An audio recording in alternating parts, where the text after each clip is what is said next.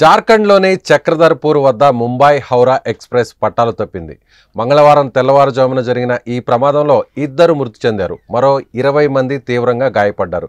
ఘటనా స్థలానికి రైల్వే అధికారులు చేరుకున్నారు.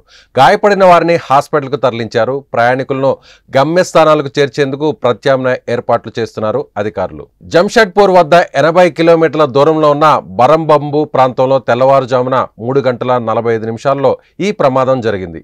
ఈ ప్రాంతం ఆగ్నేయ రైల్వే డివిజన్ కిందకు వస్తుంది. మొత్తం 18 బోగీలు పట్టాలు తప్పినట్లు ఎస్ఈఆర్ అధికార ప్రతినిధి చెప్పారు. సహాయక చర్యలు కొనసాగుతున్నట్టుగా ఆయన వెల్లడించారు.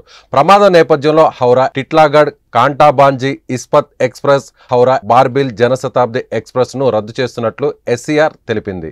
మరికొన్ని రైళ్లను దారి మళ్లించినట్లు వెల్లడించింది. ఘటనా స్థలానికి కొంత దూరంలో మరో గూడ్స్ రైలు కూడా పట్టాలు తప్పినట్టు అధికారులు తెలిపారు. ఈ 2 ప్రమాదాలు ఒకేసారి జరిగాయా అనే విషయంలో ఇంకా స్పష్టత లేదని చెబుతున్నారు అధికారులు. అలాగే అక్కడ జరిగిన ప్రమాద తీవ్రతను కూడా ఇంకా అంచనా వేయాల్సి ఉందన్నారు. ఘటన జరిగిన సమాచారం అందుకున్న వెంటనే రైల్వే అధికారుల బృందం ఘటనా స్థలానికి చేరుకుని సహాయక చర్యలు చేపట్టారు.